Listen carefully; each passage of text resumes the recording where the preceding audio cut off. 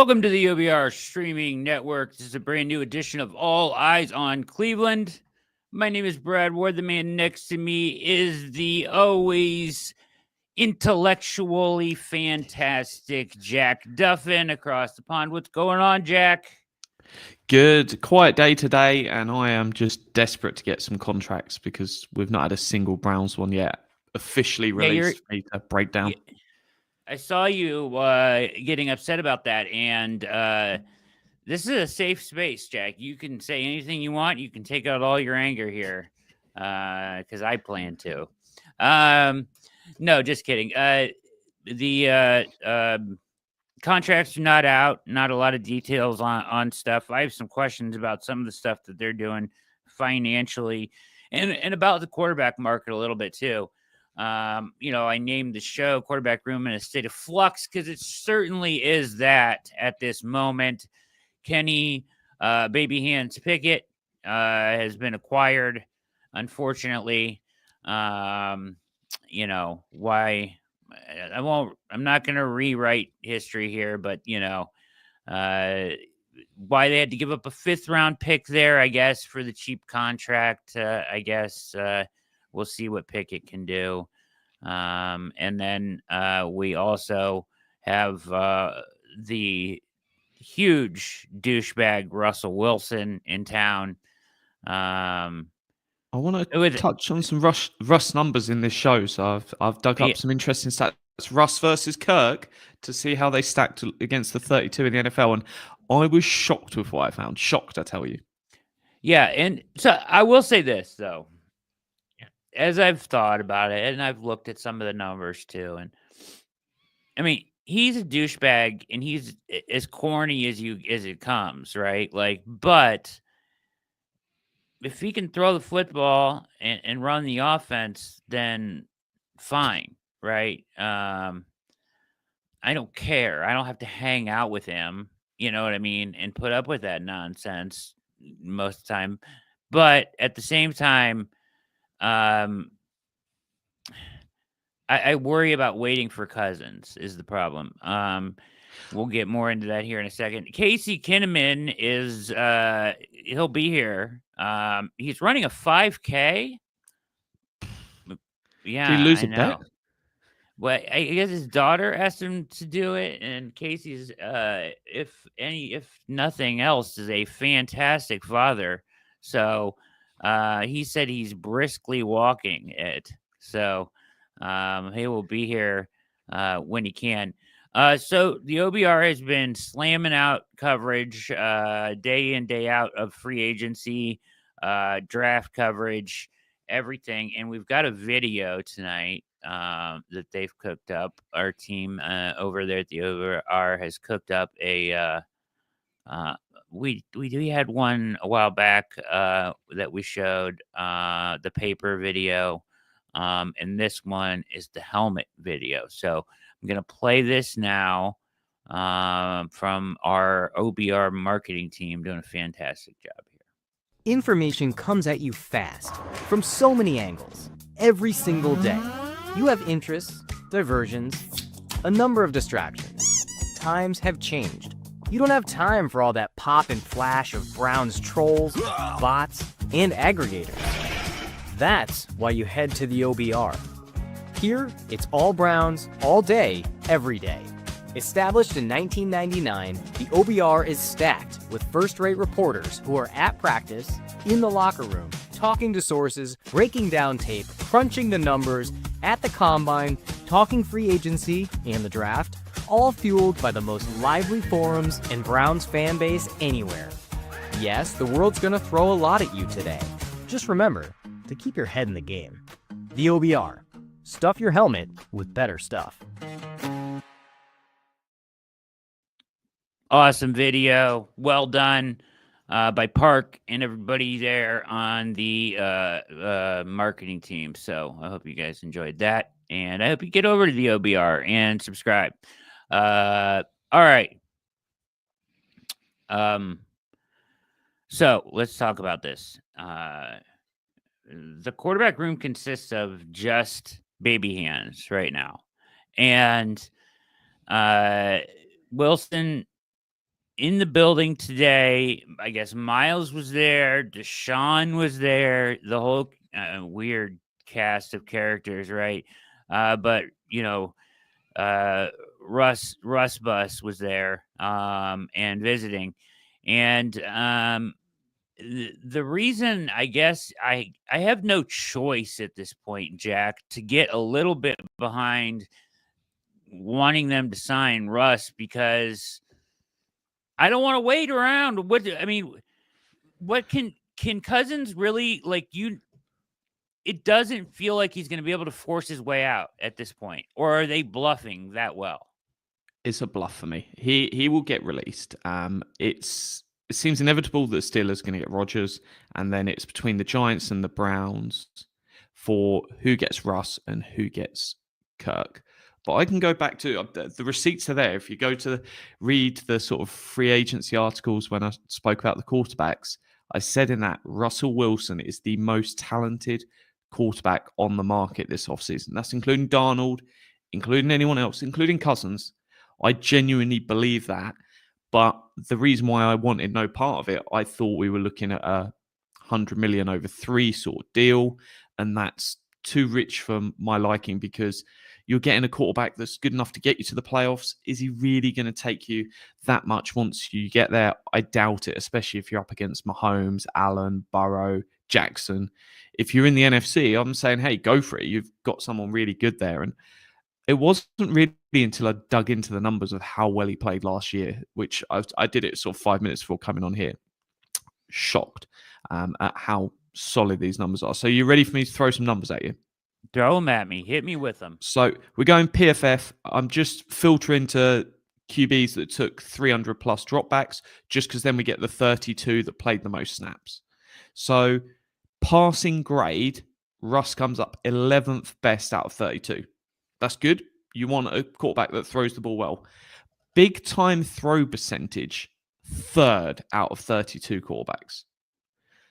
Turnover worthy play, 2nd. And second's being good. So plenty of big plays, doesn't put the ball in harm's way. And I much prefer looking at turnover worthy plays, because you see it all the time, like a pass is thrown directly into the numbers of a defensive back, drops it. Yeah, the box score is going to say no issue there, but the data says, yeah, he's messed up. Longest time to throw, 12th, which is perfectly fine. It's not like he's holding on the ball for ages, which that was a major problem for Russell back in the day. Seems to have fixed that.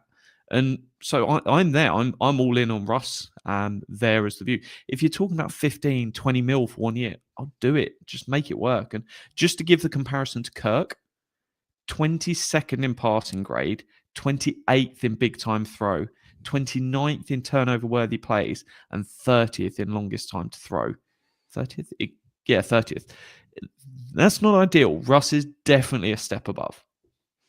Yeah, it sounds like it. And in history would tell us that he's the more talented player. Here's my concerns. Taking my disdain for his personality out of it. I'm going to try to do that here. We know what a douche he is. That's fine. He hit it pretty well last year when he was on the Steelers. There was no incidents of him doing high knees and stuff on the plane and with Pittsburgh. Pittsburgh kind of straightened him out a little bit. That culture will do that, right? So you can't go in there being dangerous, right? So the thing for me is he doesn't like to throw the ball over the middle of the field. And so much of what Stefanski does seems to be predicated on taking advantage. So much of the Shanahan / Kubiak system is exploiting the middle of the field. I wonder how he fits in the system. Certainly, he seems like the more talented guy. I just wonder, if we're going, full Stefanski, like I hope we are this year, I just wonder about fit. It's a fair question. I think once you get to this stage of free agency and you've got 2 quarterbacks left, I'm just like, we'll botch it and we'll make it work. But it's one that it's a fair enough concern. But my view is, I think Russ is seasoned enough that I'm fine with it. If we were talking about a guy that is done 3 years and he's only really worked with one QB coach and one offensive coordinator, I'd be slightly more concerned. But Russ has seen plenty. And if he doesn't like what he's hearing, he's just going to go somewhere else. It's not like a trade where Watson had a little bit of choice, but effectively the money talks. But it's one where if Russ is chatting to Kevin Stefanski and it's like, no, I don't see this, he'll just go somewhere else. So, I feel more comfortable with it's the move he makes. Yeah, so I wanted to go through the QB market so far with you and talk about how much we're talking about for his contract here, because you said 15 to 20. Yeah, so coming into the season, off season, I was talking about that 30 million, roughly basically what Darnold got. That was like, I thought Darnold and Russ would be in the same bracket. The fact that he is still on the market, I'm almost slashing that price in half and saying, hey, it's not like he's slow playing this because he's got all the power and he can do what he wants. Like Cousins did a little bit last year, and no one signed really the QBs until Cousins decided what he wanted to do. But it doesn't feel that way with Russ, so I think that number's coming down. Interesting, because Darnold got 35, right? Yeah, 30, 35, somewhere around there. Here's the one that gets me, gives me pause about what he was going to ask for, is the Fields deal, right? The Fields deal to the Jets, 2 years, $30 million guaranteed. Essentially, it's a 1 year, $30 million deal, right? And I'm wondering, I mean, he got replaced by him. So, you know what I mean? Like, now he's younger and you can make the case for his upside. And he went on day 1 of free agency. So all of those are factors. I just wonder if he wouldn't be in the same neighborhood of wanting like 30 million. I think he could have been at the start of free agency, but teams have spoken. And if we were signing Russ, if it was announced Russ has signed and this is day 1 of free agency, I'm sat there going, no, it's 30 mil. It's just 30 mil, that's it. Whereas teams are saying, nah, I don't agree with that. And it's one that if he knows the Titans are definitely going quarterback, which seems to where it is, he doesn't want to go there, because if he knows he's signed there, then if he starts off slow, he's getting benched. Whereas you feel more comfortable, even if it's a Jackson Dart at 33 or a God knows who else you like. But there's a different level of like, we want to get this guy in, because if you're winning and you're with a better roster in Cleveland than you would be with the Titans, that you're like, actually, no, I'm happy to keep riding this and we'll take it through the season. And it could be it's probably going to be one and done for whoever they sign at quarterback, but they're going to be fine with that. Yeah, I still got to figure it's got to be more than 15, because Daniel Jones got 14, right? And, I mean, he can command more than Daniel Jones in his sleep, I would think, at this point. So I got to think it's going to be 20-ish. Is that fair? Yeah, anything in that 15 to 20 range is where I see it landing.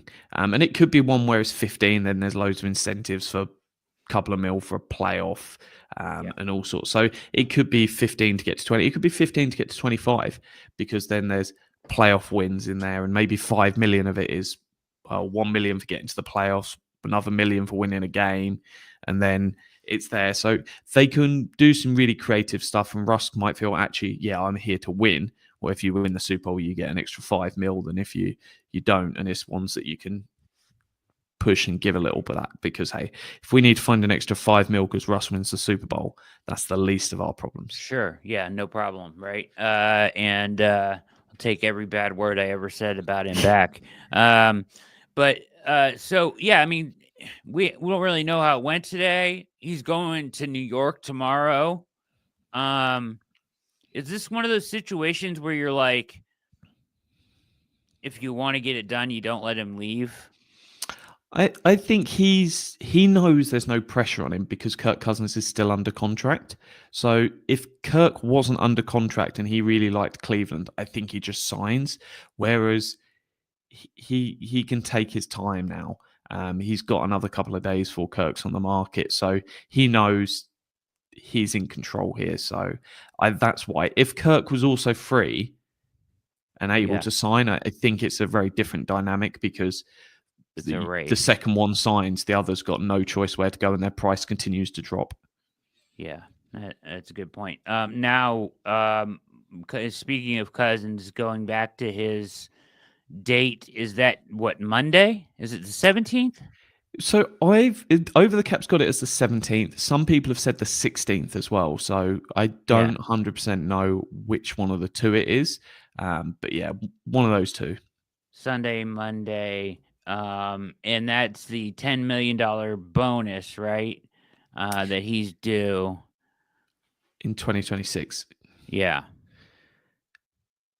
And it's one that the media are just absolute spinning for the Falcons of like, oh, well, they're probably going to keep him.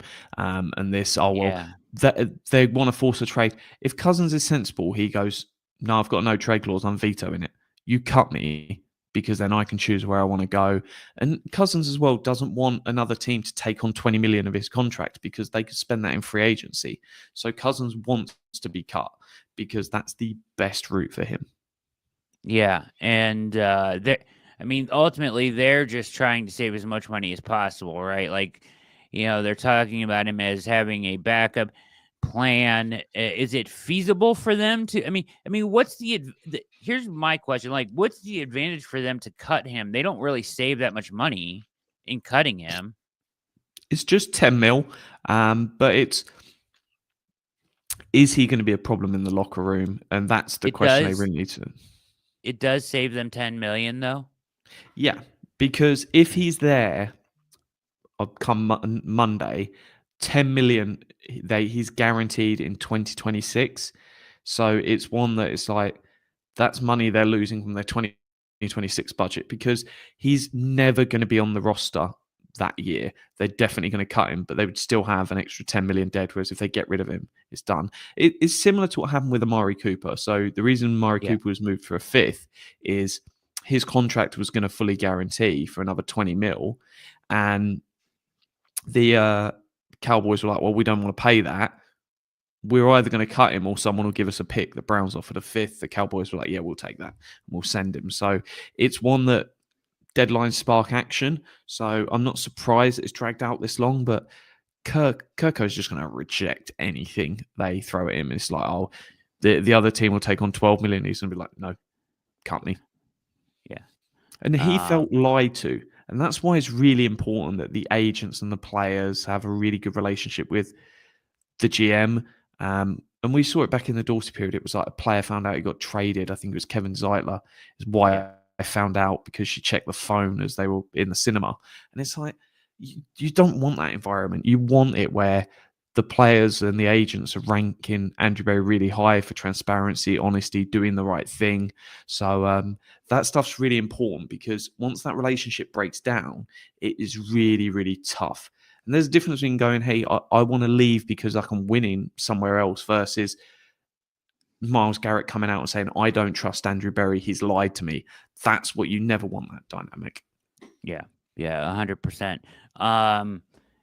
Especially, word of mouth on that stuff carries quickly with players, and reputation can get skewed quickly up for something like that. 10 million is a big deal this time of year, man. That's a lot. I guess I didn't realize that they were going to save 10 mil off the top by, I forgot it was 2026 that the 10 million gives. I mean, they have to cut him. Basically, it feels like. I mean, they'd be insane not to, especially if they're going to try to compete this year, right? In a division that's up for grabs. Yeah, it's one where they're making the decision. If they view it as a pure sunk cost, they're saying, is it worth an extra 10 million to keep Kirk Cousins as our backup? Yeah. Because at the end of the day, the other money's gone. They've paid him, 90 million for 1 year. View that as gone. Are you willing to pay 10 million for 1 year? And maybe the answer is yes, but with the dynamic, I don't see Kirk Cousins being like happy as he's a backup and it just gets messy. He's made it clear he wants to go, especially after the relationship broke down around the time of the draft. Just he's going out. He's not going to be there. I hope that's what we see there. I tend to believe what you're saying there as far as that goes. All right, let's cover a couple other things I wanted to ask you about. Well, I have you here, Jack Duffin. Jack Conklin, what did they do with his contract today? Yeah, so they he was due 15 million for this year, so 14 million of base salary and then $1 million in per game roster bonuses. So I don't know the exact number off my head, but if you divide $1 million by 17, he would earn that amount for each game he's active. So they converted 10 million because he had no guarantees. They converted 10 million into a signing bonus, and then there's 2 million of incentives. So for that reason, we don't know the exact salary cap saving. I've done a piece. If you're an OBR VIP subscriber, jump into Insider Central. It's in there. It's going to be north of 10 million of cap space saved this season, but we don't know the exact figures. I've done a projection of what I think it will be, but either way, it was inevitable that either they were going to restructure or they were going to come to this rework deal. And I wrote a piece on it back in November saying, hey, 10 million, they're going to cut the next year off it and there'll be some incentives in there, and tick, tick, tick, the magic happens. So he's going to be a free agent after this season. He won't qualify for a comp pick because the contract's been changed within the current league year. So yeah, that won't qualify. I kind of said this all along about him. I don't know. Will they do work on Teller's contract and Bitonio's as well in a similar, like, none of them have guaranteed money on their deals. They're all in like the final year of the deal. I guess he had one more, Conklin did, right? But they waived that final year. Like there's always the trade-off for the guaranteed money and a pay cut, like they did with Chubb initially, right? So like, do they do the same thing with Teller and Bitonio, or a similar action? So they're both going into the final year, so there's no trade-off on the back end. They've got roster bonuses on Saturday. Today's Thursday? Yeah, Saturday. Yeah. So if they're on the roster Saturday, they're going to be here for the season. I think Bitonio's is 3 mil and Teller's is 1 mil. But if they're here on the close of play Saturday, if they're on the Cleveland Browns, they're going to be here for the season, which it's not guarantees, but they're not going to pay someone 3 mil and then cut them the next week. It would just be stupid. But they can still restructure either of their contracts, right? They're already pretty much down to the minimum because they've got option bonuses and stuff in them. So when they initially did them, they set them up to like auto restructure. So got it. Yeah, there won't be too much space created by them. They can create a little bit, like that 3 million that Bitonio's got as a roster bonus. They can just change that into an option bonus, and then you're only doing 600 grand of cap charge this year rather than 3 mil. So it creates a little bit of space. Yeah. Anybody else you expect? So we were joking around on Slack about Okoronkwo. What's going on with him? He's going to get cut at some point. The issue with him, and I've never understood why agents don't do it. So like Bitonio and Teller both have on the 5th day of the league year. It's usually always the 3rd or 5th day of the league year. All of these deals happen, but if Bitonio's on the team on Saturday, he gets paid 3 million. And that forces a team to make a decision now of like, am I keeping this player or is he gone? What I don't understand is there's nothing in Okoronkwo's deal. And Nick Chubb didn't have anything in his either. And it was why that took so long to come to a new agreement rather than forcing the Browns right at the start of free agency to go, pay me or release me. So I hate it when agents don't do it, and I never understand why they don't, but it's one where Okoronkwo has no guarantees until the 31st of August. So they can sit there and string that out for ages. I don't think they'll do that because it's just bad practice, but they might wait until nearer the draft until they know, hey, we definitely know we're taking Carter now. We'll then cut him. So it might be one they go earlier, but even if they don't take Carter, if you take Carter, Alex Wright and Ogbo are both at risk, whereas if you don't take Carter, one of them's still probably out the door, and that's most likely Ogbo.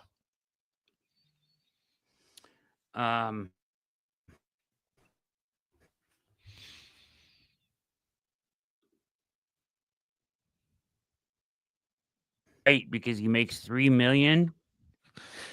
Do you think he's on the chopping block? He feels like too young of a good player to be imagining cutting at this point. So what will generally happen with the Browns is they'll have 8 defensive linemen active on game day. That means 2 inactive because they usually have 5 edges and 5 DTs on the roster. We know Garrett's in there. If they take Carter, he's going to be active. They've got Joe Tryon. I need to learn the last part of his surname. And Isaiah McGuire. Those 4 are locked in. Shoyinka. That's a cool surname. So those 4 are locked in. You're not going to make any of them a game day inactive. So if those 4 are locked in, Alex Wright is number 5. The maths just don't change. They could do something crazy and change the whole structure of their game day inactives different to what they've done in the last 3-4 years, where it's always 4. But it's one that I struggle to see Alex Wright. Who knows? He could take a massive pay cut and it's like, hey, it's just taking $1.5 million rather than 3.4. But Alex Wright is genuinely at risk because if they take Carter, they don't need a edge 5 that is getting paid $3.4 million to sit on a bench. Yeah, seriously. The one and only Casey Kinnamon up in this mother. What up, Big Case Dog?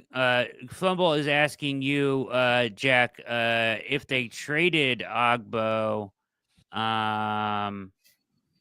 would it cost us money? So in terms of cash, he won't be paid anything. He's due $6 million this year, and he wouldn't be paid that $6 million if they move him off the books. There'll be some dead cap, whether they trade him or cut him, but that's due to money he was paid for the 2023 and 2024 season. So it's one that just because there's some dead cap, they're not actually giving him any money this year. It's more of a process and bookkeeping. So yeah, there'll be some dead cap, but it doesn't make sense to keep him. To keep him, you'd have to give him an extra $6 million. So you make the decision on that extra $6 million you pay to him, not for getting him out the door. Yeah, man. They could be kind of loaded in there. Their defensive line potentially could be epic. Depending on the rate that they're headed at this point. You like the well, let's hang on. I'll get to that in a second. Big Case Dog. Let me know. Tell me this. Free agent case at Casey_Kinnamon. Did you participate in the 5K?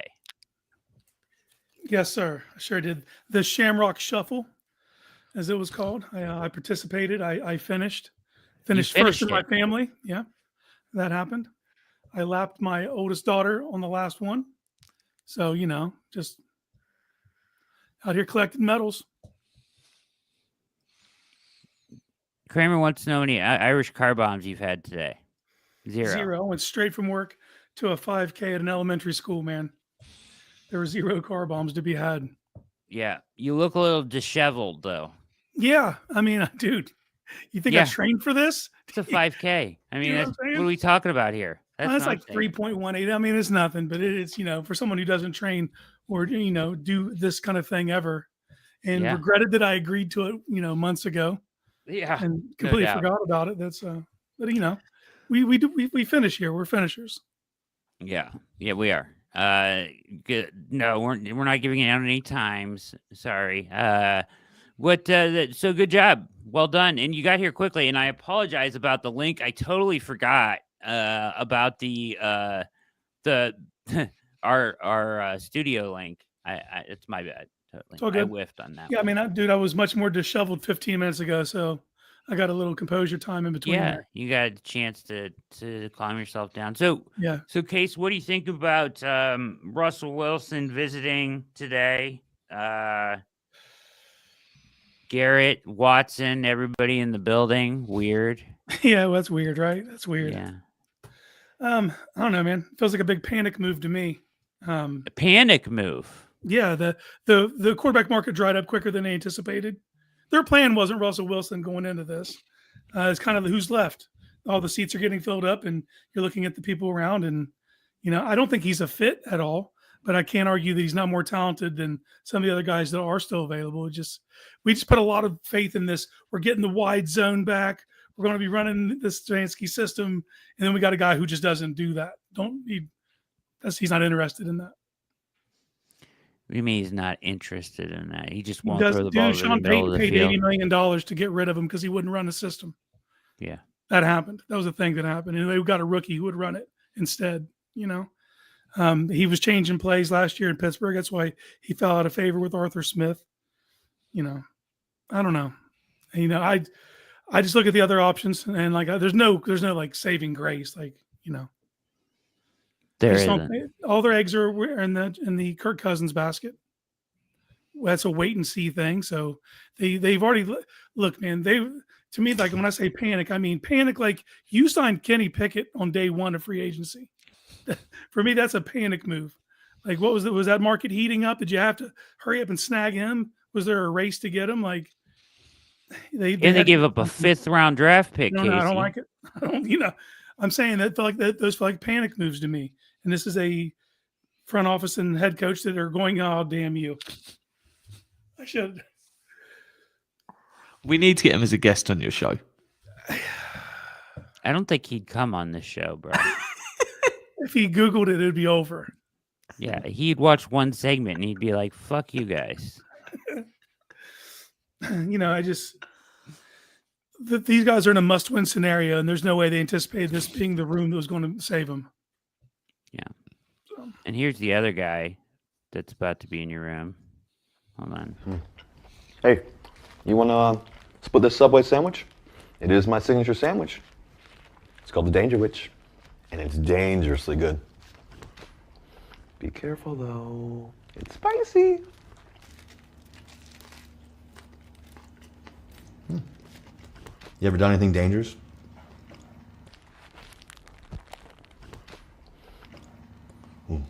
Jeez, that is dangerous.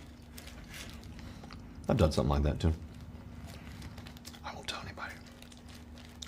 Listen, one time, never mind, that's too dangerous. Anyways, my Danger Witch, it's only in the vault. That's our little secret.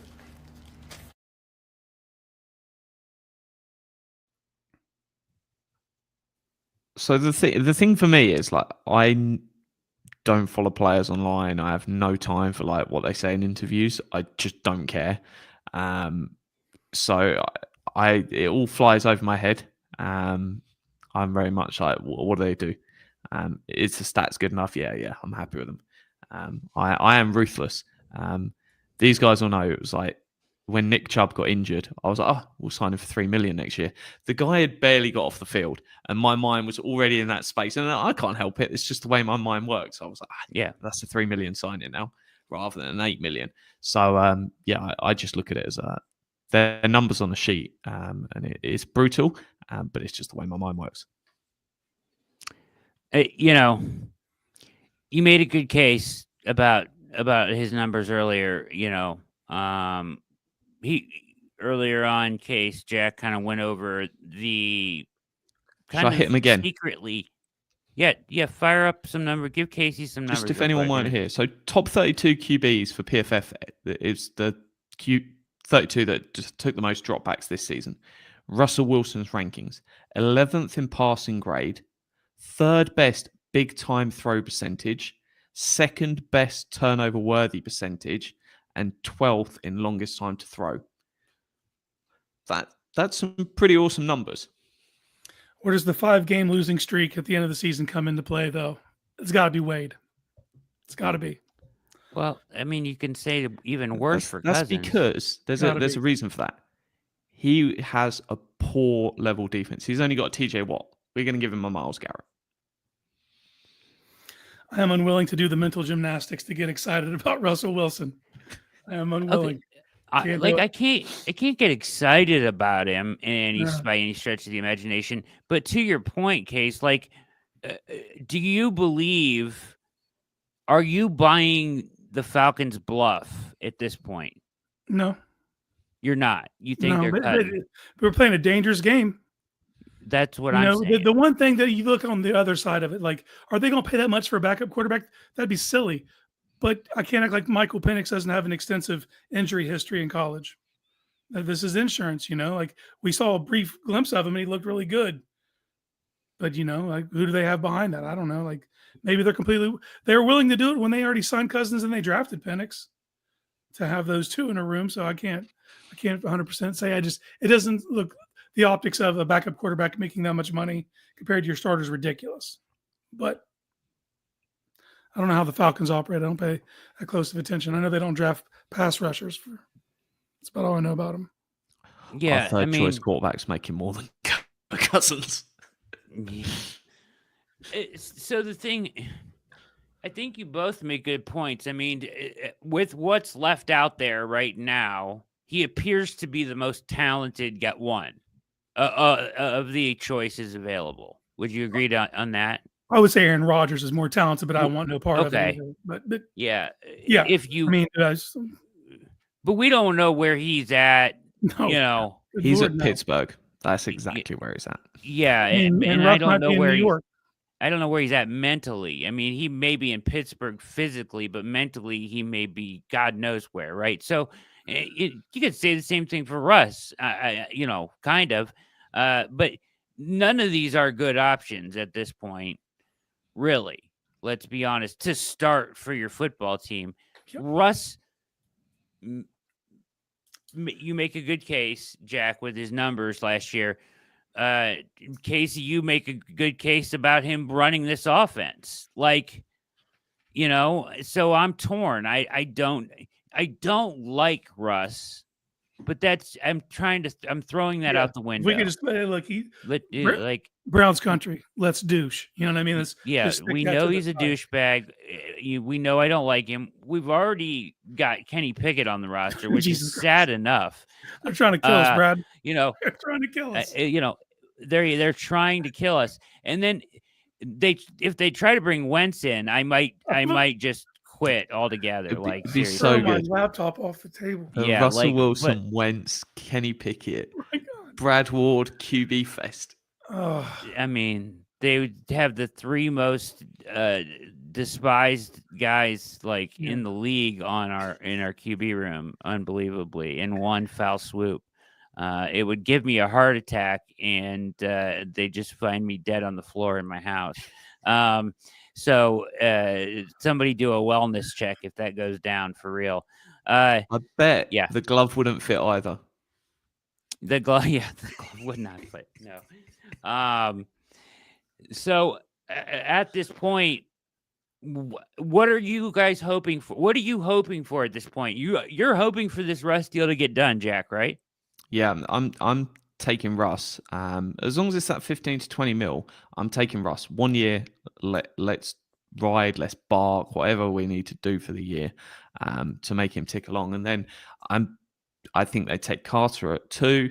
And then whoever the quarterback is, I haven't got into the draft yet. I deal with that in a couple of weeks' time once free agency calms down. But whether you're talking about a Milrow, a Dart, choose your fighter, basically. Grab one of them at 33, trade up a little bit if you need to. But that would be where I'd go. And then I'm not ruling out in a year's time, we go and trade up and we go and take another quarterback. So it's one that I will keep swinging every single year, day 1, day 2, until we find the guy. Yep. Case, your choice of guys at this. Are you still on Winston here? I would rather have Winston than what we're talking about. You would rather have Winston than Russ? Yes. Come on. Yes, man. He can run the system. He came here to run the system. I just think that there's a chasm between Stefanski and Winston. It's not going to happen. It would have already happened. He doesn't like him. But you're asking me, would I rather? Yes. Yeah, but he doesn't like him. He can access every blade of grass. I'm just, I'm talking schematically. It's the only reason that I can wrap my head around Kirk Cousins. Not because Kirk's definitely on the backslide, for sure. But he can run the system. That's what I want to see. I want Stefanski to get a guy who can be his avatar and just run the system. What about Flacco? He's 40. That's hard to wrap my head around too. I'm cool with Flacco as the second choice. Guy. Jameis is just 9 years younger. Yeah, but they play the same exact game. Yeah. He's 40, they're second choices. They are number twos, and it's like, who knows? Say for some mad reason, both Russell Wilson goes to the Giants, Aaron Rodgers goes to Steelers, and Kirk Cousins never gets released. Then part of me is like, just bring in Flacco, bring in Winston. You've got Kenny Pickett, and just throw it all at the wall and see what sticks. Because at that point, you've got nothing that looks good. So go for volume and see if anyone turns out to be okay. I think I already would have brought Flacco in at this point, just as like, hey, you're playing this game of chicken with Cousins and the Falcons. Like, I think, like, as your backup, not as your starter, as your backup. I don't think Flacco thinks he's getting a starting job this year. I think you could talk him into taking the backup job, and it would rightfully push Pickett down to third QB where he belongs, nowhere near your backup position. I think for me, though, if I'm potentially giving maybe $6 million to the backup, I'm looking at the guys out there, and I'd rather save that budget to potentially trade for an Ayuk, to trade for a Kyle Pitts, rather than paying a Flacco to be number two. Because quite frankly, if it's Kirk or Russ and they get injured and you don't want to play the rookie, the season's over. Joe Flacco, Jameis Winston, they're not going to save it and make a decent playoff run at the end. So no, I'm still up for. Hey, Chris Olave's played for $6 million this year. It's like I can't get on board with paying Joe Flacco that. Yeah. Olave is very interesting in the trade market, right? But like, I just think with what they did with Carr's, they put a ghost year. The same thing we did with Watson in his contract, didn't they? Carr's contract. I think the way they worked it out, I can't imagine them trading away an asset after doing that to Carr's contract to keep him around. So I think they're holding on to him at this point.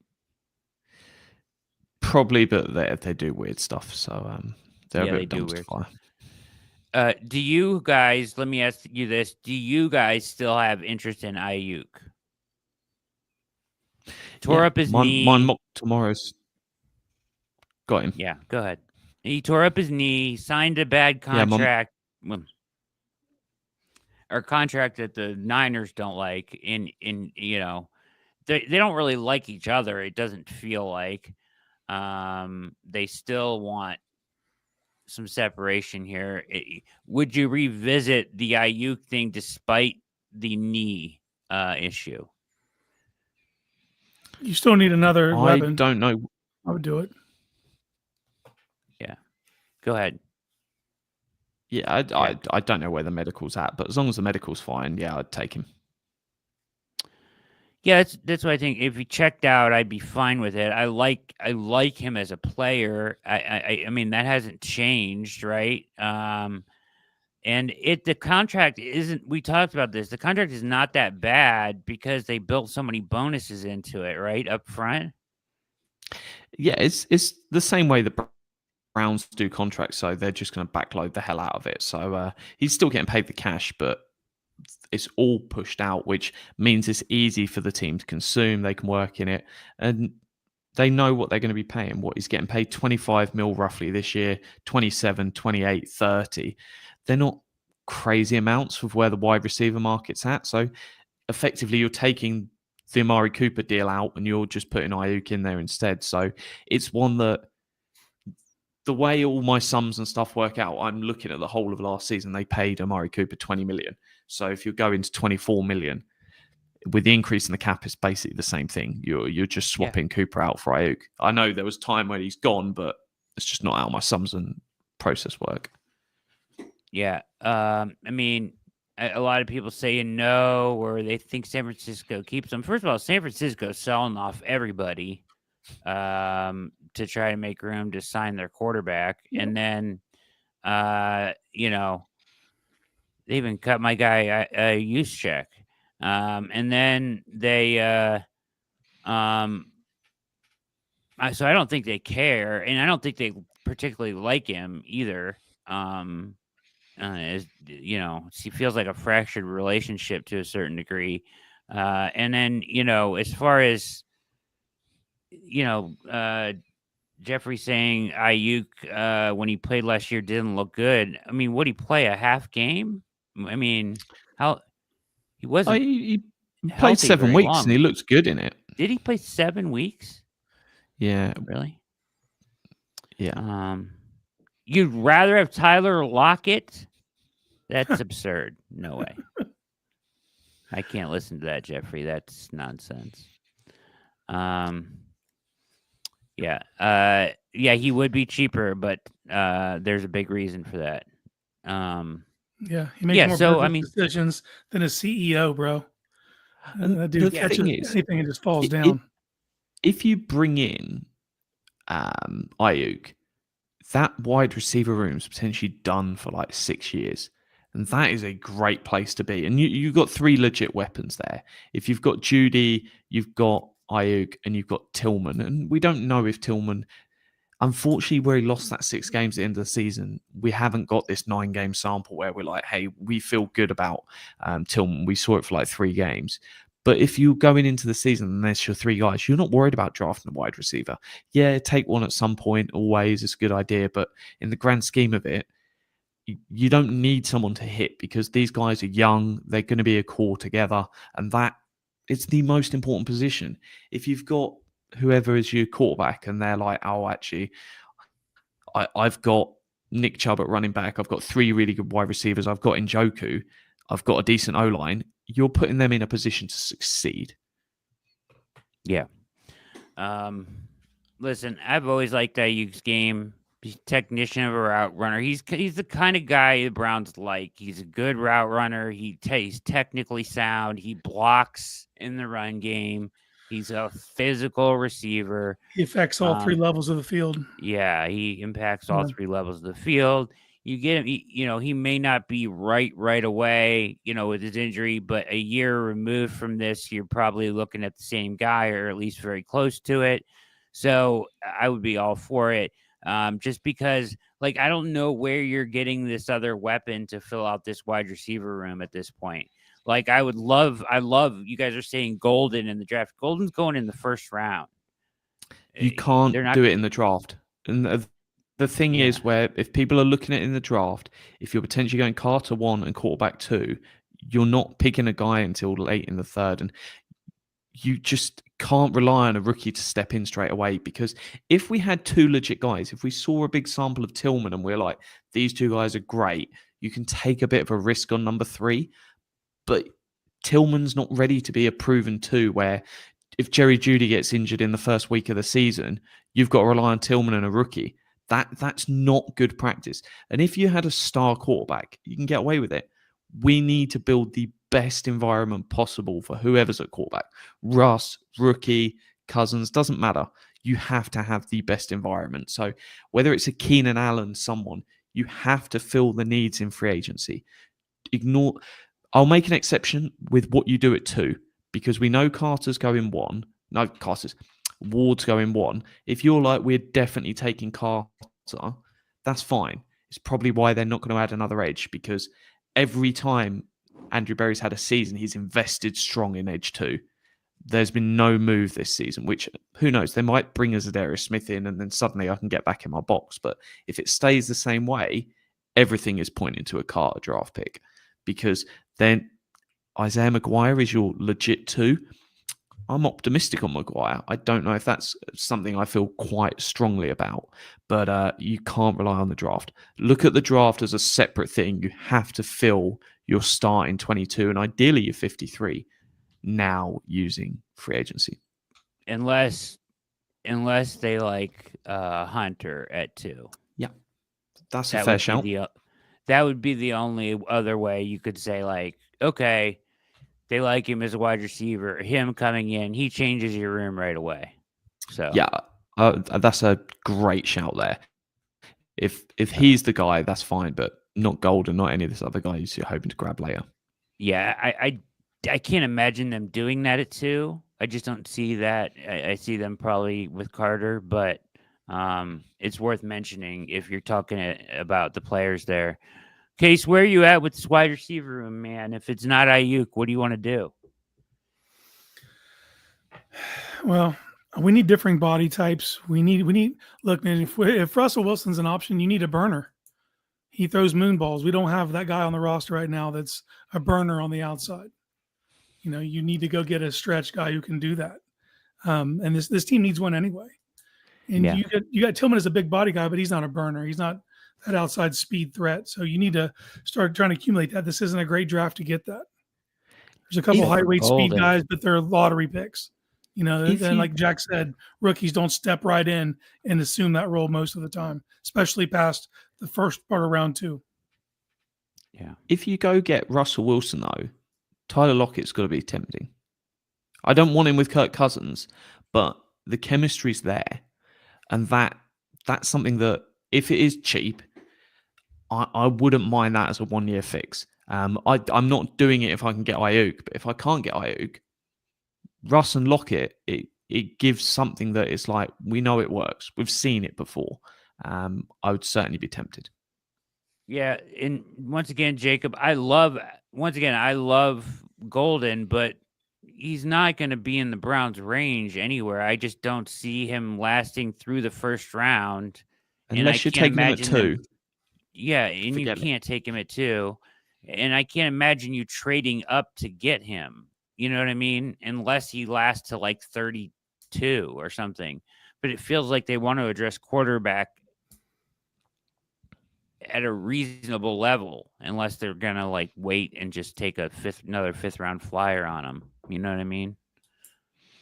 Yeah, it's one that draft is a wild card. You can't say, hey, I'm going to take this guy at 20. I'm going to take this guy wherever, because if the Baltimore Ravens go up 1 before you and take a guy, then it's all done. So the draft is more about the big picture, the long term. You've got to fill your needs now. But I think Russ, Tyler Lockett, that works for me. Alec Pierce is another guy Philly's just mentioned in the chat. That's certainly on the trade block potentially. If they're there. But yeah, for me, swing big, and if I get Ayuk, great. But Russ and Tyler Lockett, that'd be pretty fun.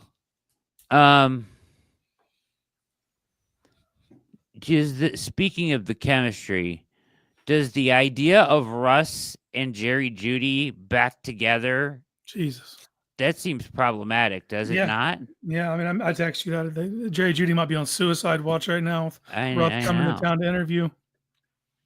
I mean, he's had it rough. He's been practicing with Kenny Pickett this offseason, so he knows how to pick him. The hell's Jeudy doing? A, and B, what are we doing? I mean, how did we get here? My God. Anyways, all right, real quickly, Dalvin Tomlinson out, Malik Collins in. Case, thoughts? I still worry about the run defense, but from a pass defense perspective, you got better pass rush with this move, and it's cheaper. But basically, if you're the Browns, if a player's not a roster cornerstone from you, and they get to that final season in their contract where you don't owe them any guaranteed money, and you can replace them for cheaper, you will. That's what we keep seeing. And he wasn't bad. Dalvin wasn't bad by any stretch. But if you can improve an aspect of the game and get cheaper, you do that. They do need to they need to keep investing in some bigger bodies because Jim Schwartz wants to run that one shade. You don't really have guys that do that. Dalvin was the guy that could do that. Jawan Briggs looked good in his limited snaps last year, but are you counting on that for a heavy role? I doubt it. 20 snaps. And this is a great draft for defensive tackle. I could see them taking a flyer on a mid-round guy, a big body, not an uber athletic guy, but just a space eater that can keep linebackers clean. I'm with you. I like it. I like the move. I think you like it too, don't you, Jack? Okay, Case nailed this one. Cheaper, more pressure. Need I say any more? Yeah. Run games for stopping the run. What is that, right, Jack? Yeah, I don't believe in it. It's equal to flat earthers. I don't believe in it. So funny. Ravens Okay. believe in it. Yeah, they do. What is going to happen with Chubb, Jack? I still genuinely believe he comes back. So the way I've said it from the start to like seconds after when he got hurt, yeah, it's just the way my mind works. I'm instantly like, oh, this has happened. Someone gets hurt. What are we going to do? But they'll offer him, it's just under 3 mil. So it's something called a 4-year qualifying contract. So if you spent 4 years with a team and you become a free agent, so they couldn't have done it before free agency officially kicked off on the Wednesday, that you can offer a player that he'll get paid, say it's 2.8 just for easy sums. They'll pay him 2.8, but only 1.4 million will ever land on the salary cap. And AJ Dillon had a similar contract this year. Taki, we did it with him a couple of years ago. But it's a mechanism that the league created just to help some of these veterans that deserve to get paid more than the minimum. And it's just, you can't do it. You can do it with like one player a year. You can do it with 2, but the savings split across 2. So effectively, it's just 1. But they've probably said to Chubb, it's like, look, we're willing to pay you 3 mil. If you can find someone that wants to pay you more than 3 mil, some team gives you 5, good luck. We genuinely value you and love you, but just because of what we've seen the last 2 years, you've got an offer of 3. And I don't think anyone will beat that. And I think he'll come back and sign, but he's got to do his due diligence and see what's out there. But yeah, it's not helping him this year. It is a phenomenal running back class in the draft. And what is the position that you can walk into the league and have success straight away? It's the running back position. So yeah, I think he's coming back and he's signing that. Yeah. Thank you, Jeffrey. He did get 10 million. We called that one. The Chubb, do we want Chubb out of nostalgia? No. No. But yes. So yes, in that, not nostalgia is the wrong word. Culture. You need a heart. The team needs a heart. Identity. He brings an identity and a validity to the locker room that isn't there without him. And I think that's what makes him more valuable to the Browns than any other team. If he's just a short yardage back for the Browns, that's fine with me. You should be getting the talented backs in this class. You should take 2 of them. We've been saying this all along. You should have 1 and then either pick up another 1 late. There's 30 draftable backs in this draft, and then you make Ford beat one of those guys out to make the roster. But I would like Chubb, let him play the short yardage role, or if he's better than that, that's all a bonus. Yeah. But just having him in the locker room and going back to that style of offense, it validates what you're doing. It also, he's not a verbal leader, but his presence changes the way guys will behave and act. So that's why, to me, he's worth more to the Browns than anybody else. Amen. Yeah, the Browns are willing to pay for what they've seen in the past, and that's not good practice to pay for what you've seen in the past, but they will know a lot more about the medical than anyone else because they've got 2 years of all this data and they'll feel more comfortable, whereas another team is more of a risk taking him. I think the only other comparable player out there if they don't go Chubb is J.K. Dobbins. So I think it's one of those two will probably be on the Cleveland Browns. And as you said, you can take one running back definitely in the draft. If you take two, then that's an argument about Ford where if he's and to be fair, if you wanted to go, you can go all out and you can say, hey, we've taken one running back high.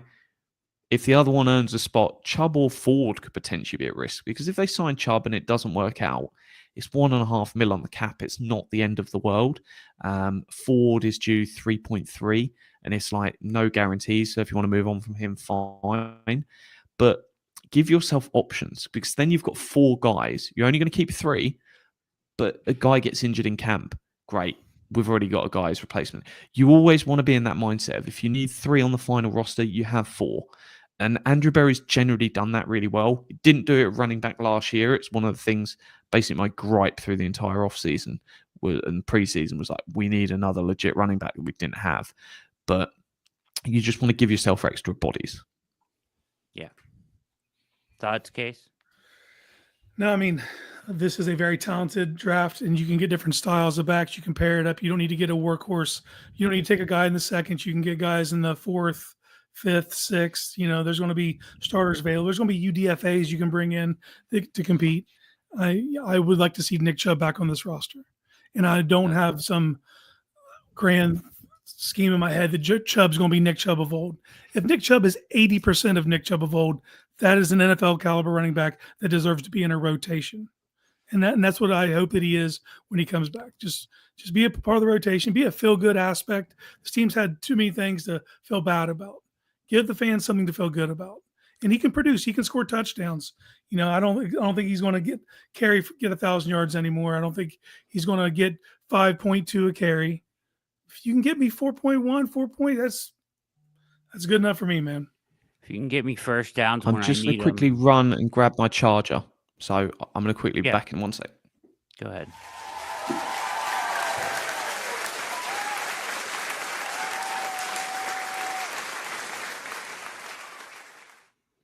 What's going on, Case Dog? Oh, not much, man. Not much. You know, just trying not to be too dark in this time, just because the way I feel about the quarterback situation. I like the other moves they've made. I agree with the other moves they've made. It's just I see the things happening in the quarterback room, and it's very uninspiring to me.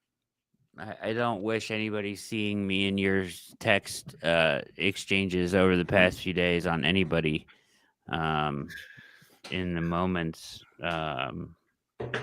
after the moves were made. Pretty.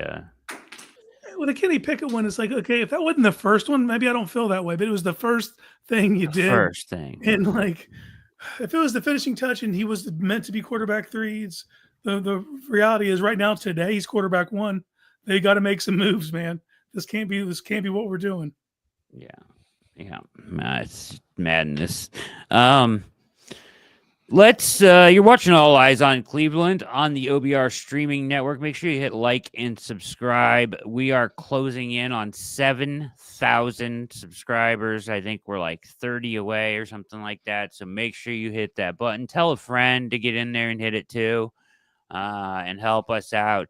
I mean, we are having to deal with this man as our quarterback right now. So you've got to hit the subscribe button in this state of red alert 5. Kenny Pickett is on the roster. Hit the subscribe button and help us out, please. Okay. Let's talk about safeties real quick. I think this is something that I felt like they needed to address in free agency. Yep. I've had my eyes on Justin Simmons the whole time. I like the leadership aspect of what he would bring to the locker room. He's a baller. He brings some culture. But now you got Marcus Williams out there too, as he was cut from the Ravens. I don't think he can play the center field though, right? He's more of a box safety, isn't he? Primarily, it's what he's been. He did a little bit of both early in his career, but that's what they were wanting him to be, and obviously switched it out for Kyle Hamilton, and they saw the results in Baltimore. But if you look at the Saints version of him, you see what they're after. I like Simmons. This is something you got to fill before the draft. This is a need. You cannot go into the draft without having a free safety. And look, the last 2 free safeties they brought in haven't worked, but you have to keep swinging for that. You have to find that guy to play free. You got a phenomenal, strong in Grant. I like your depth. I don't want to stress your depth out by making them starters and then exposing things. So they definitely need to find a starter before April 24th. Jeff has Quandre Diggs. Jeff, what? Quandre Diggs is a name I like.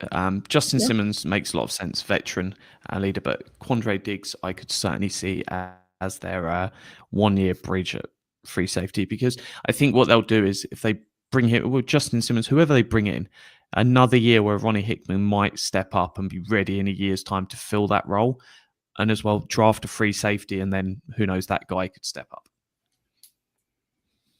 Yeah. Diggs I'll listen to. Isn't he more of a box safety too, though? I had him as a free safety, but I don't know if that's just what he was asked to do last year.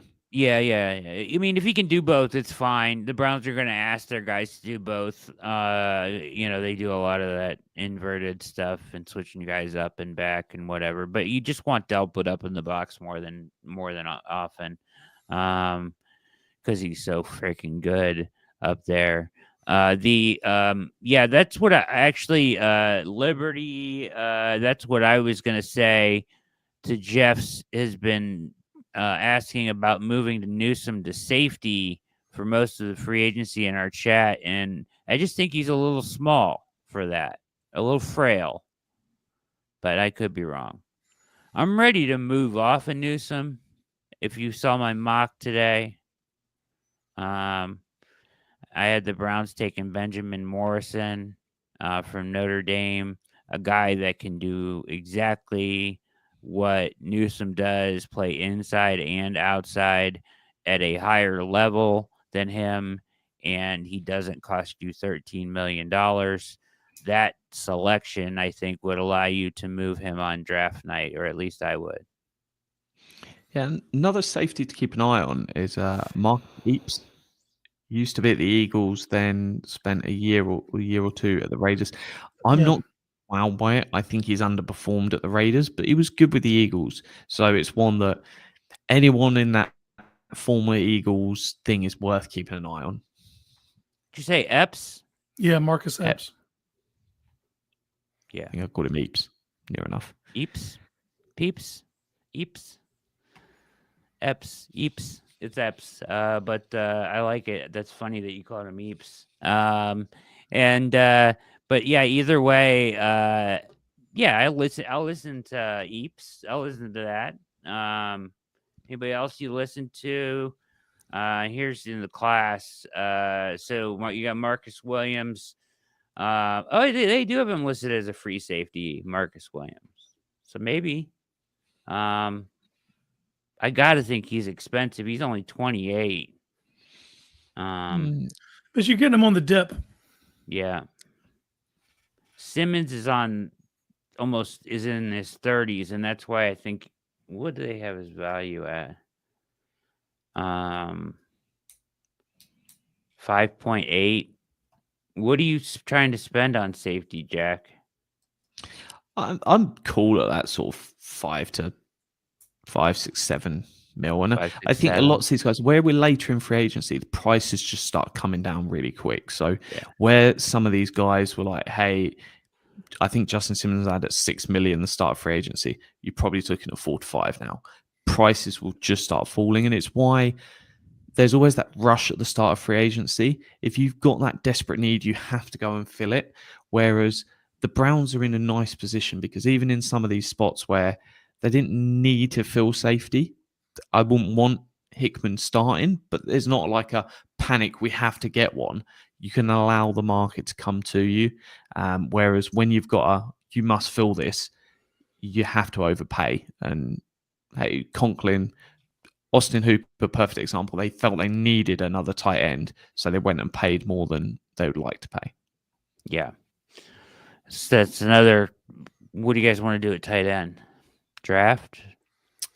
I still think, looking at the trade market, I would go big on Kyle Pitts, but Michael Mayer's probably where Mayer or Pitts. Yeah, I mean, you got to think that Barry's working those phones for both either one of those guys, right? I don't love paying that much, but if they can't find another wide receiver, Dallas Goedert is certainly someone I could see that they just run a proper 2 tight end system for a year.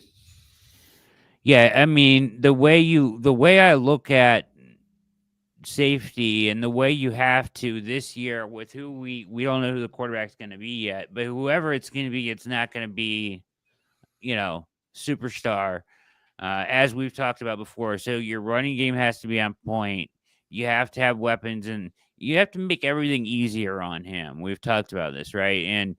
And for me, one advantage of going back to full Stefanski is another tight end in the mix as a weapon, right? That you can use with Njoku. So that's the only reason I look at it as a way to exploit mismatches. It's something that, Stefanski has always used tight ends really well in mismatches and created, opportunities for big plays. So, I think that, that trade market for Pitts and Mayer is a big, would be a nice add, I think. And I'm still drafting a guy. This is a great tight end draft. You're still drafting a guy, but tight end's one of those positions that is a little slower to come along. The learning curve's a little higher for most players. Now, the benefit they'll have is they already have David. You're not asking this guy to come in, be an inline guy, handle edges, and you can dip his toe in as a receiver, basically, as that power slot, move him around. But it's still like, if you can go get another veteran who can be a day one guy, I would do that. I wanted Ingram, Evan Ingram. In the chat, Jeff is asking about Tyler Conklin. I show $9 million. Ooh. That's pretty pricey. Yeah, and it's one that those numbers are obviously, as I said, will start coming down. So it's probably near a 7 now. I think let's have a look what I had him at. It's probably going to be around that. Yeah, I had him at 8, so 6, 7 now. But I want them to, they've got to be really, really good if I'm spending on them, because I'm going to commit to 2 tight ends out there the majority of the time. So it's one that I'm not interested in that sort of 3-4 million range, because I may as well just not use a second tight end. I either want to spend and get someone like Kyle Pitts, where I'm like, I want him out there, or I'll get someone cheaper like a Michael Mayer that you're a backup. Yeah. Here's this question again. Does Judy's relationship with Wilson worry you? In a word, yes. It should worry them. Yes. Like the coaching should be looking at this. Like, at least ask his opinion. How was your 1 year with Russ? Yeah. What would you take away from that? Yeah. The thing that I think the thing about Jerry, though, is I think he'll give the Browns some grace no matter what they choose to do. At least right now, he's in their good graces because he put up that season. You saw him go on NFL Network and speak highly of and gave all the credit to the coaches. I don't know if you guys saw that. But he did come out and say they needed to get a quarterback. Yeah. Yep. Yeah. So. But Kenny Pickett, they can, Yeah. Well, yeah. I'm sure he was thrilled. That's his throwing buddy. Small hands. Maybe that's why they did it. Huh? Maybe that's why they did it. God, I hope not. That would be a bad reason to do it. There's no good reason I can find anywhere in the world to put Pickett on this roster. You give up a 5th to get, like, when I just look at what Andrew Berry's been able to do with 5th round picks, and you think of Amari Cooper, Zadarius Smith, Jerry Jeudy, Kenny Pickett, one of those names doesn't fit. Dude, Gino went for a third, bruh. Now, you had to turn around and give him $30 million. Yeah. So, but still. That's crazy, dude. All right. I want to go around one more time here tonight. Make sure we hit everything that's going down. Lay things out. The quarterback position is in state of flux. Case thinks they're panicking. Do you want to elaborate on that a little bit? These just like desperate moves, man. I don't think that this was the plan, but this is the reality of the situation's hitting them in the face. The market dried up way quicker, and I think they were hoping the Kirk Cousins things would work out. But the reality is, he could just choose to not come here, even if he gets out of his deal. You know, if I'm looking around it, because it's Pittsburgh, it's New York, it's Tennessee, it's Cleveland. Those are the teams that need quarterbacks. Let's litigate this a little bit. So, you know, I get your point. It does feel a little bit like that. Jack, do you think that prior to free agency, it was on their to-do list to bring Russell Wilson into town for a visit? Well, if you read Insider Central, it certainly was a lot earlier in the process than we're made to believe that Russell Wilson was on that list for a visit. So it's one that maybe he's kind of their backup choice, but I'm not too worried because those list of 4 teams, Kirk's not going to go to Tennessee if they're drafting Cam Ward. So whoever takes Cam Ward, and look, if we're taking Cam Ward, I'm less worried about getting Kirk Cousins in here. Sure. I can make do with a Winston Flacco for 4 weeks. So that's one team out because one team's getting Cam Ward. One team's getting Rodgers, and I don't think we're ever close to that. So you're sat there going, you're getting Russ or Kirk, and I'm not too sad either way. Part of me was always happy of like, hey, I'm just going to take Cousins because it's cheap. But now if I can get the better quarterback and it's only going to cost 15 mil, maybe I'm like, give it to me. I was wincing at 30 mil, but I can stomach 15 mil for a year. And who knows, that market could fall even lower. It could be 10 with incentives to get to 20. There's lots of different directions they can go. But I think they did the maths at the start of this. They knew how many people were out there. And if there was if there was more teams and less options, I think they'd have struck something earlier, whether it's throwing money at Daniel Jones. But they felt like the market would always come to them because these guys aren't going to go somewhere to be backups. The noise around Kirk Cousins is he doesn't want to get that sort of Penix experience again, where he's out the window by that. And if he goes to the Giants, they might still do that. They could still take Shador after they pick him. So it's going to be messy. Yeah, that could be really messy. No matter where he goes, it could get messy. I mean, he could go here and we could end up with Dart. You know what I mean? And then, so there's really no way to avoid that ultimately. Let's explore this for a minute. Do you think there's any quarterbacks on the Browns trade market wise? Like, would you have any interest in Joe Milton? No. For me, Kenny Pickett ended all that. Any of these guys but Joe Milton, it was like Joe Milton's not going to win the Browns the Super Bowl. So why are we trading for him? They've traded for one guy to be a backup or a QB3, and it is what it is. Let's be real, though. I don't think any of these guys are winning the Browns a Super Bowl. No. But what I want them to be able to do is play competitive football and get to, 8-ish wins and retain these guys and let them go after the guy they really love next year or whenever. I'm disappointed they couldn't get a deal done with Mac Jones, because if they'd have signed Mac Jones rather than Kenny Pickett, we're all here buzzing. Not that Mac Jones is some superstar, but Mac Jones had a really, really good rookie year.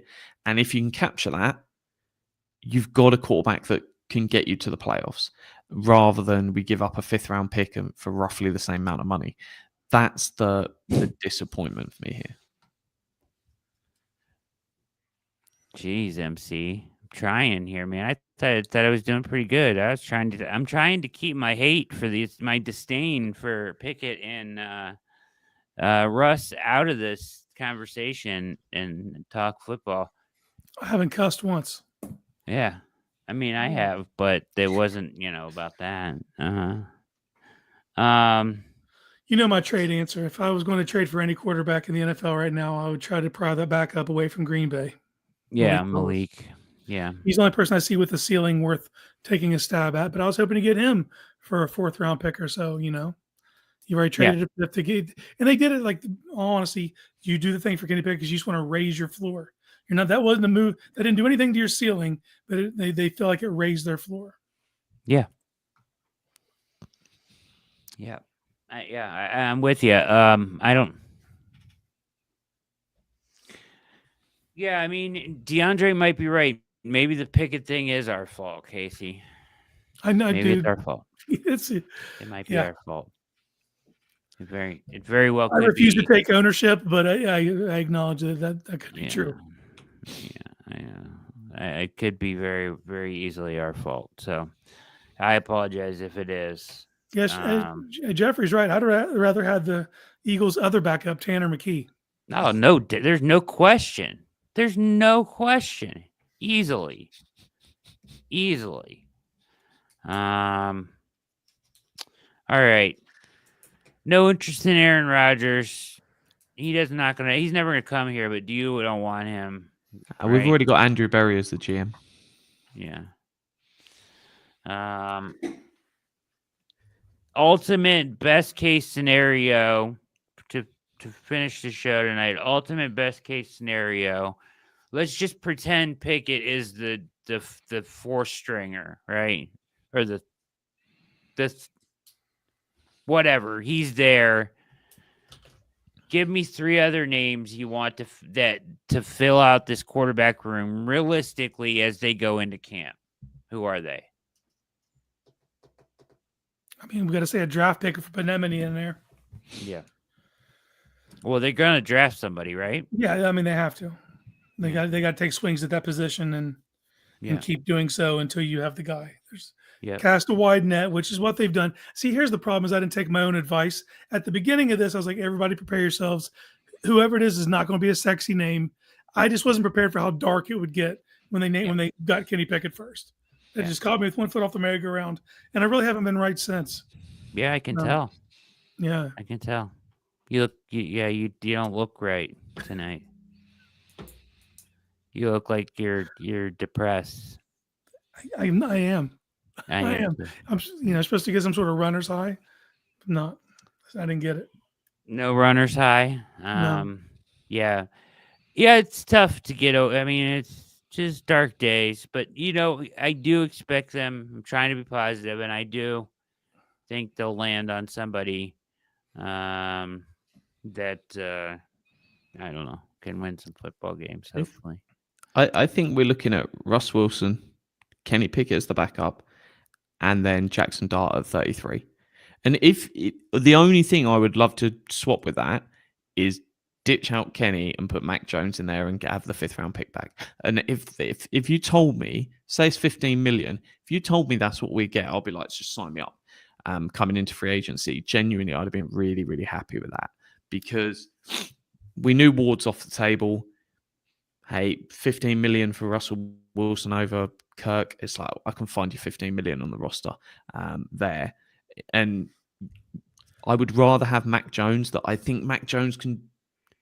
I've seen Mac Jones do it in his rookie year. And that's for me, if my biggest frustration over the QB room is effectively your 3rd choice QB, because if you draft Jackson Dart at 33, he's good. He's your backup. If your frustration is the QB3 not being good enough, it's fine. Russ can do a job for a year. And if Russ flounders, give Jackson Dart the last 6 games. Why not?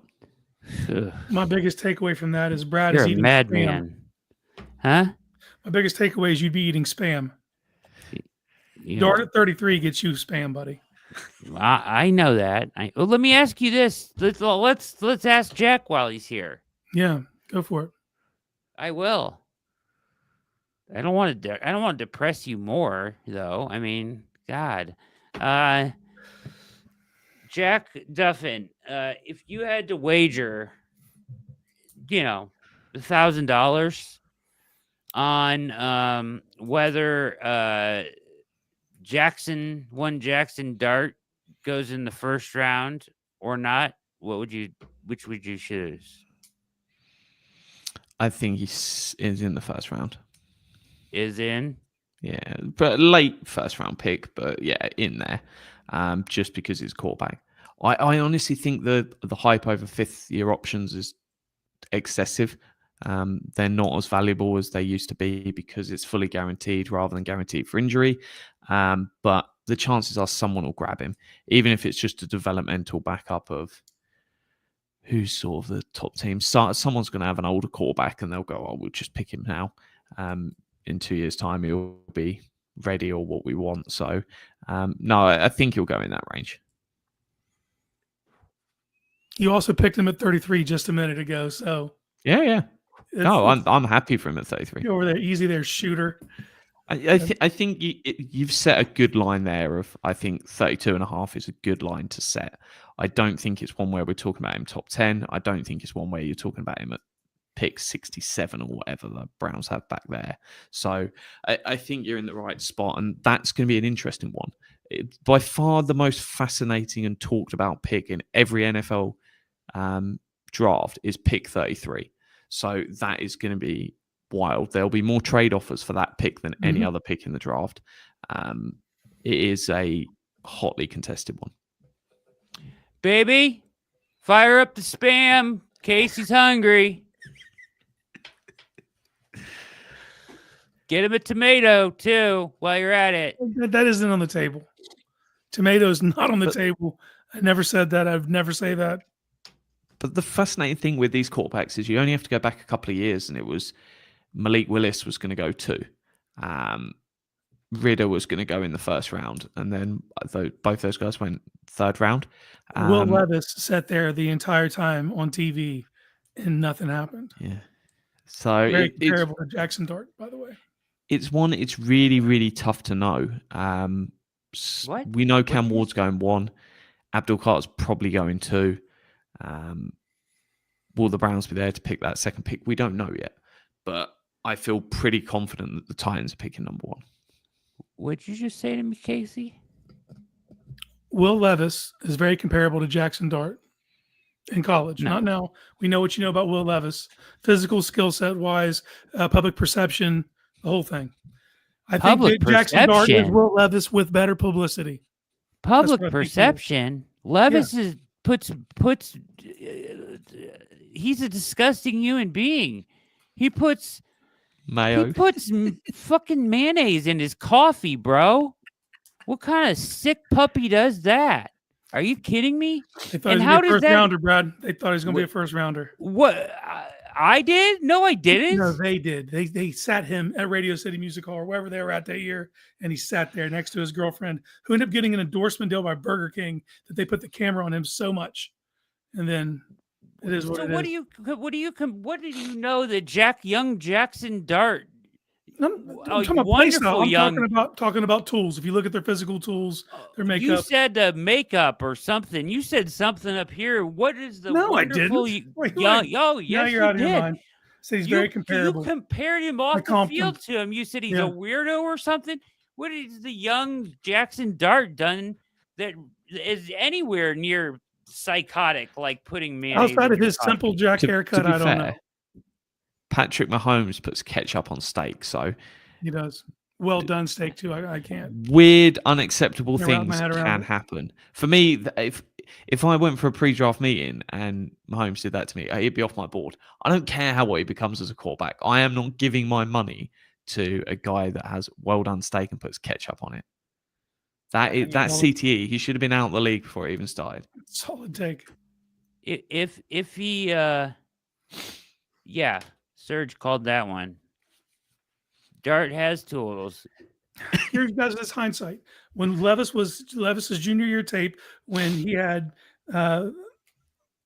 Duval, the head coach of Jacksonville, Cohen, His junior year at Kentucky. Look at that tape. It's very similar. Duval. Very similar. Yeah. That seems like it's dead on arrival, doesn't it? Duval.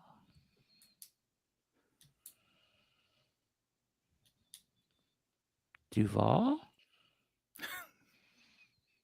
Question mark? Question mark? Duval? It's up there with Sirianni's opening press conference. Gases and for the Jets. Yeah. Yep. Gase on cocaine or whatever. Or whatever he was on that night.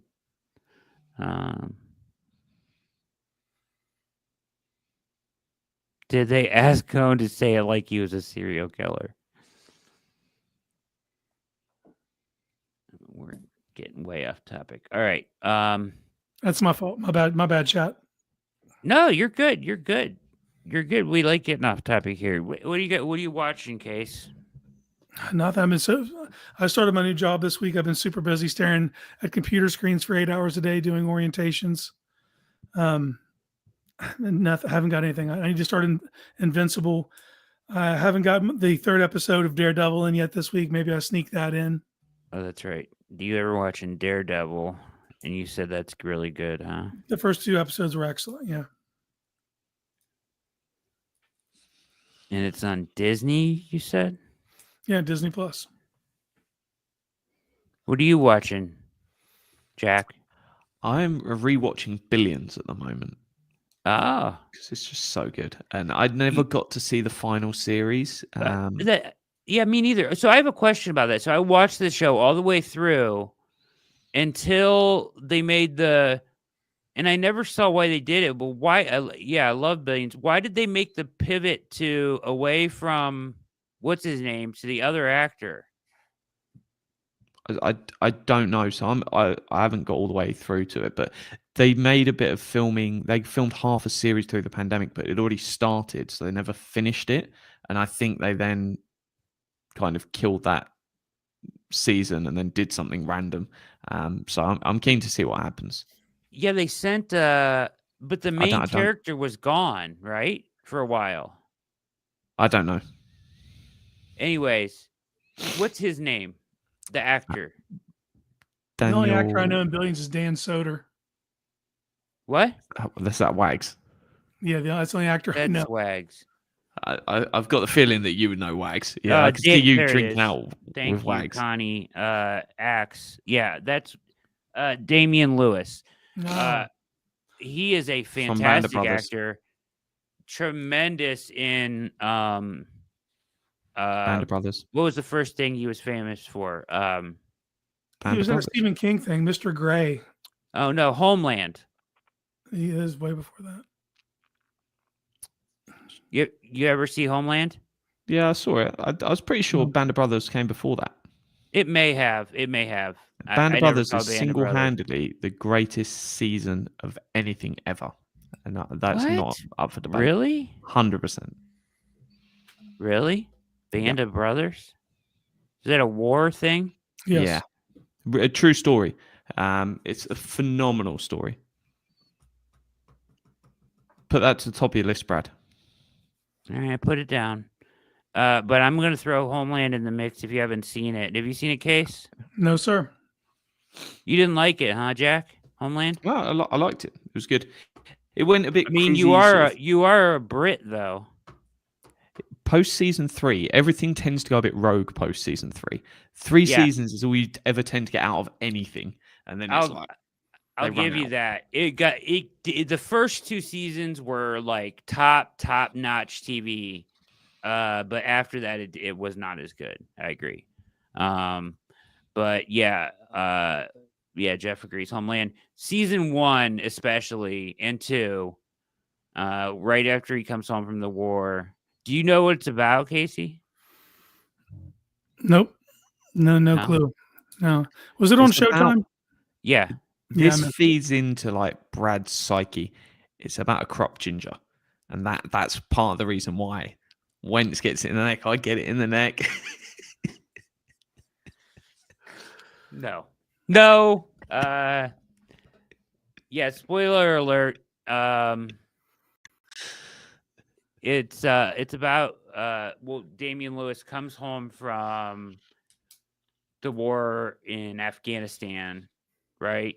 And or where is that where he was? I think Afghanistan. It doesn't matter. Middle East, right? War on terror stuff, and then he comes home, and he has secretly become Muslim while he was over there, and became like befriended like one of somebody over there in the like ISIS or whatever, and his job is to get close to the president and kill him.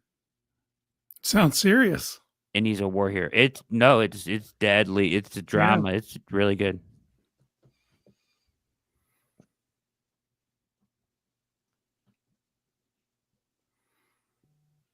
Saw a comic book question in the chat. Yeah. He was kind of brainwashed as a prisoner a little bit. Yeah, for sure. Jonathan, to answer your question, I read both. I'm more into the story, but if it's DC stuff or like street level stuff, it's galactical type fantasy stuff. I like Marvel. I like Adam Warlock and Thanos and stuff like that.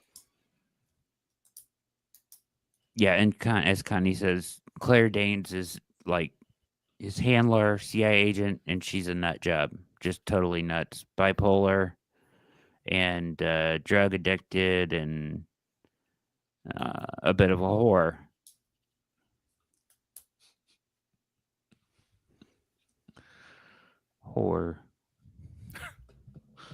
Stuck the landing on that one, didn't you? I was trying to say whore like Danny DeVito does in Whore. Funny. Whore. You dirty whore.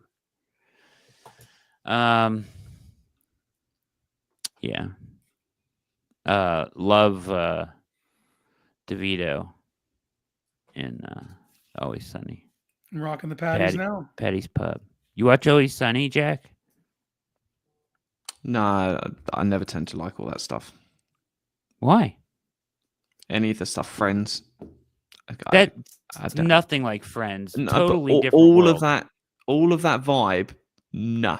Like the only thing, any similar vibe to The Office, The Lot of it, I can't watch any of it. I'm with other you. than The League. And I don't like those type of sitcoms, but Always Sunny's not that at all. Yeah, Friends, The Office, any other sitcom you named over here, Always Sunny is different. Totally different. It's demented. It's a bunch of dirtbags. The nearest I've got to a sitcom, phenomenal, The League. League was good. Yeah, The League was good. Was great. I always throw down for My Name is Earl. My Name is Earl was good. The League was very good, but Always Sunny is 10 times better than even The League. The first 5 seasons of Sunny are as good as any sitcom that's ever existed. And it's the longest running sitcom in sitcom history now. There are 17 seasons. It's wild they keep writing it. They had to take the episode where they made Lethal Weapon 5 and Mac did blackface for Murtaugh. Blackface. They had to take it off. You can't even find it on streaming. Really? They took? Oh no, I saw it on streaming, and they blur out his face. Really? Yeah. I tried to find it on Hulu the other day, and it wasn't there. On YouTube, it was on like because I always watch like the Always Sunny like outtakes and bloopers because they're hilarious because a lot of that stuff is improvised, And he was doing blackface, and it was blurred out. Pretty wild. Anyway, Black Brown's Sail, question for you. Yeah. What would you two think of Keenan Allen? I mean, I'd take him. Yeah, I mean, he's going to be where he's supposed to be when he's supposed to be there. Like that's consummate route runner. I worry about his health. He's had some, some years where he wasn't right, and he's getting up there. But like, if you're looking to raise a floor and give a quarterback a security blanket, that's one you could do with. He's 30, almost 33. How much is he going to cost you? 8 to 10. Nothing crazy. 8 to 10. Yeah. Yeah, I mean, I agree with Serge. He'd be a good target for a young quarterback, but I'd take him. I'd take Tyler Boyd too. I'd have interest in him. I've always liked Tyler Boyd. He's just, he'll give you 7 out of 10 every week. You're never going to see special from Tyler Boyd at this point of time, but you will always see consistently good play.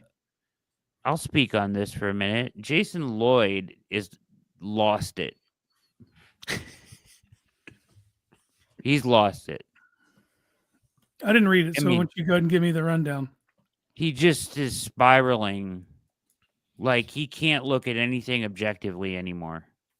It's just like, I'm just going to bash on the Browns in everything they do. Yeah. He basically, he makes the case that they should have traded Miles. Boy, he's probably down bad right now then, huh? Yeah, I mean, what is he talking about? How would that have benefited anybody? Except for that it says he thinks they're so bad they need to go into a rebuild right now.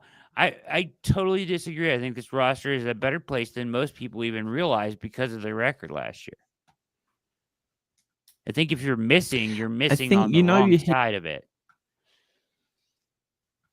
You hear it discussed when people are talking about the locker room, and it's like so much losing, you've got to just gut it and start again.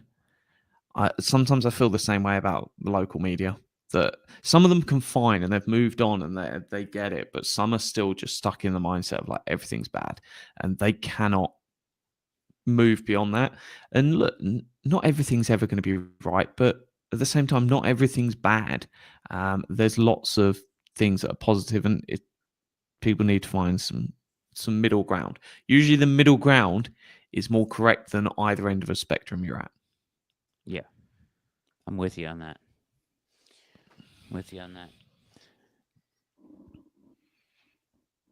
Boyd could be our next Juravicious, says Josh Clayton.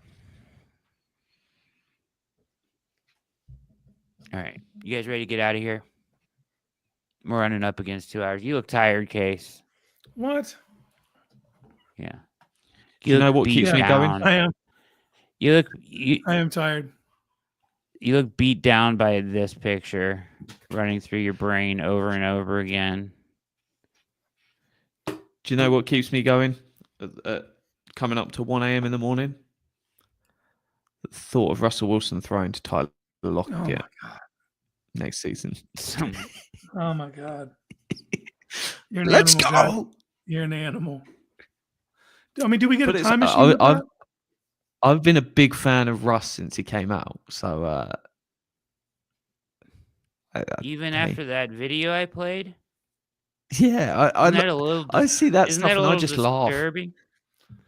laugh. No, dude, I laugh. So cringeworthy. Like, you want your brain really to explode? Let me play this video with Pickett's picture behind it. But it's one that is just hilarious. I never read too much into it. Dude, he's such a the guy can ball out, and if we get him and we get Tyler Lockett, it's like that's a lot of talent. We're talking about Russell Wilson at quarterback, Nick Chubb at running back, wide receivers, Jerry Jeudy, Tyler Lockett, Cedric Tillman, tight end David Njoku, left tackle either Dewan Jones or my boy Lucas.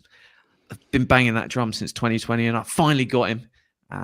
Cornelius, I like that signing. What a man!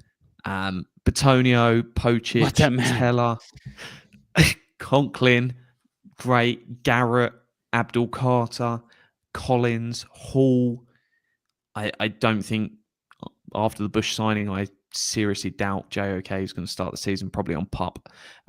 But you're looking at whatever combination there. You've got Hicks, who's been really good, but pair that with Diabate, something. I think they run the same 3 cornerbacks back. I would love to trade Greg Newsom, but it doesn't happen. We go and sign maybe a Justin Simmons, and then you pair him with Delpit.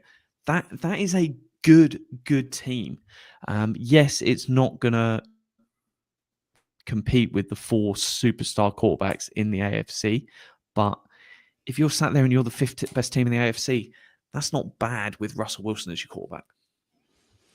Yeah, I mean, like, putting my hate for his personality aside, I agree with what your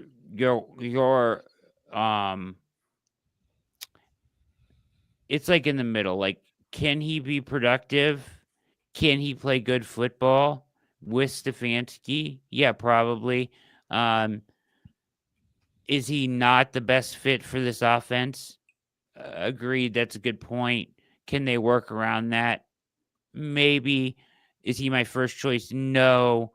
I would rather end up with Cousins just because I think it's a better fit. But if you're talking about talent, I wouldn't complain if Russ. I won't complain all year that Russ is the quarterback unless he's god awful. Then I'll. You won't have to. I'll do it for you, Brad. Don't worry. I'll complain for you. But I'm not going to get over Kenny Pickett. Okay, so don't even try to talk me down from that. It's just never going to make. Wouldn't dare. Unless he takes over as the starter and takes us to the playoffs, and then I'll get over it. Or we trade him for a 6th because we end up signing a Flacco or a Winston, and then he becomes not needed at the end of the preseason. Hey, I saw that world's fastest. All right, guys. Great show. Jack, thanks for staying up late. When do your clocks change? I think next week. Dang, man. You guys are way behind. So we get 1 week during the season, and then I think it's 2 weeks now where it's slightly different. And to be fair, it's a godsend because it just means for free agency, I'm not losing another hour. It's better. We're closer together rather than further apart. Jack, are you watching Six Nations right now? No, I don't. I don't really care for rugby. Last time I tried to go to a Six Nations game, the world shut down and we had a pandemic. So I've decided I'll never do that again. I actually had tickets for the Wales-Scotland game, and that was I headed to Cardiff to watch it, and then I got there the day before, and they then cancelled the game. Well, we smashed Wales last week. We got him back for you. I don't mind the Welsh. I just can't stand the Scottish and the French. Scotland over here, bud. Rebuild Hadrian's Wall.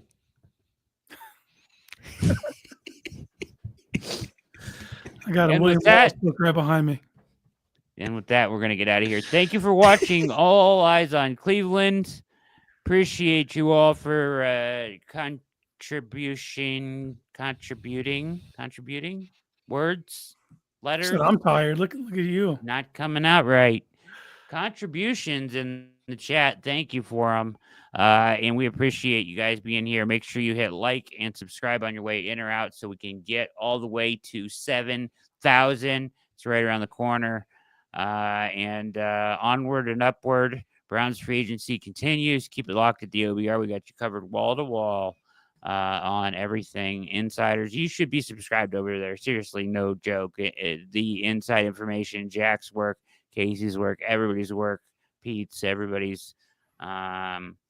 It's all fantastic, and it's all there for you all the time. So appreciate you guys all being here with us tonight. We're going to get out of here.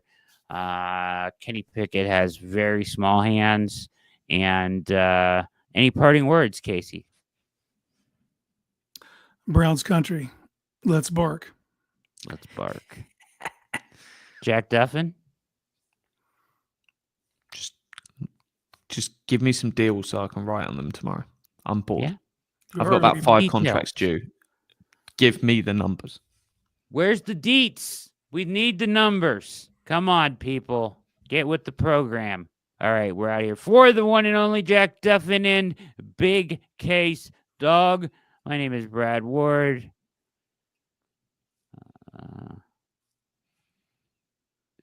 What is it? Team on 3, team on me. One. Just go, less spam. We're out. Later.